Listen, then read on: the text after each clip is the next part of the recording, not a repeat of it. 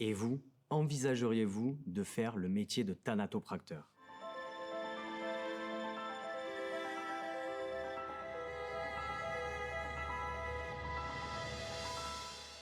Bonjour à toutes et à tous, vous êtes sur Un Passage sur Terre, la chaîne dédiée aux questions sur la mort. Aujourd'hui, je suis en compagnie de Cristal. Cristal, peux-tu nous dire qui tu es? Je suis passionnée de thanatopraxie, de thanatologie et espère devenir un jour thanatopracteur.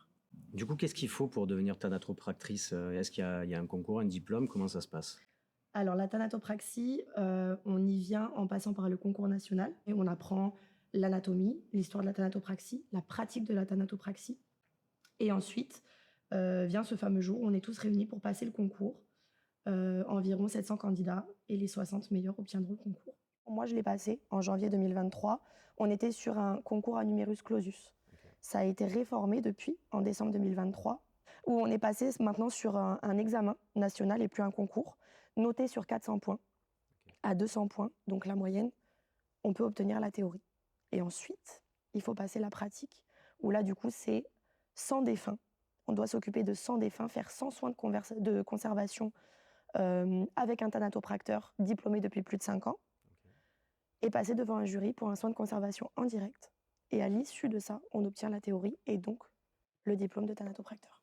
D'accord, donc on est bien évalué tout au long du procédé pour vraiment s'assurer que vous êtes compétente et capable de faire ce métier. Tu dois faire un stage aussi en entreprise pour voir un peu le métier?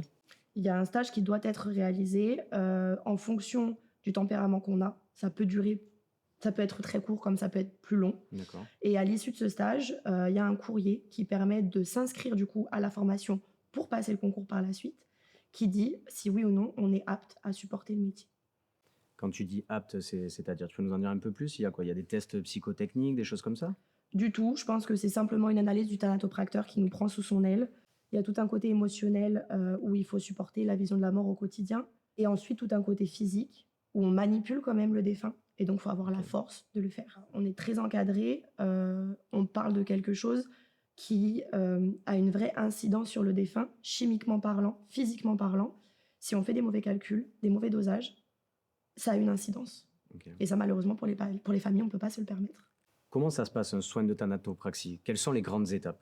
Dans un premier temps, on va accueillir notre défunt. Il y a tout un côté chirurgical. Il y a tout un procédé où on va devoir retirer tous les liquides physiologiques qui appartiennent au défunt. Et ensuite, afin de ralentir le processus de décomposition, on va du coup injecter ce qu'on appelle des formaldéhydes, qui est du coup un produit très concentré qui permet du coup de faire l'embaumement du défunt. Donc il y a tout un aspect chirurgical dans un premier temps et ensuite tout un aspect de mise en beauté où là le thanatopracteur va intervenir pour corriger physiquement ce qui pourrait choquer la famille pour venir faire une dernière visite à leur défunt.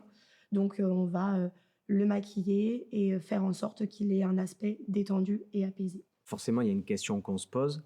Comment as-tu vécu ton premier soin de thanatopraxie? Il était attendu. J'ai été appelée le matin à 7h. On m'a dit 8h30, on vous attend. J'ai eu la chance de tomber sur un très joli défunt, une petite mamie qui s'appelait Hélène Rose. Elle m'a rassurée par rapport au premier aspect que je me suis fait du métier. Et du coup, j'ai assisté à sa toilette funéraire, aux soins de conservation. On voit tout, absolument tout. Et c'est important parce qu'au moins, il n'y a pas de... Il y a rien de caché. On n'a pas de surprise pour la suite. Et ça a été un soin de conservation qui a été fait dans le respect. Elle était belle comme tout, apaisée. Et non, ça a été un très très bon souvenir. Je te souhaite vraiment de l'avoir, ce concours, parce que tu dégages vraiment une passion qui fait plaisir à voir et on a besoin de thanatopracteurs comme toi dans ce métier.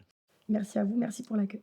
J'espère vraiment que cet épisode vous a plu. Si vous avez des questions supplémentaires à poser à Cristal, n'hésitez pas à les laisser en commentaire et elle se fera un plaisir d'y répondre.